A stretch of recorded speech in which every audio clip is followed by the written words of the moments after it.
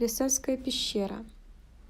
Это одна из древнейших пещер в стране, так как в результате исследований было установлено, что она возникла еще до ледникового периода.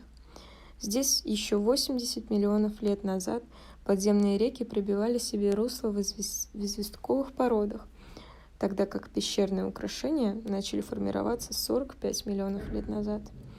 Пещера была открыта в 1962 году, хотя задолго до этого она использовалась пастухами как укрытие в непогоду. С 1972 года она доступна для посещения путешественниками.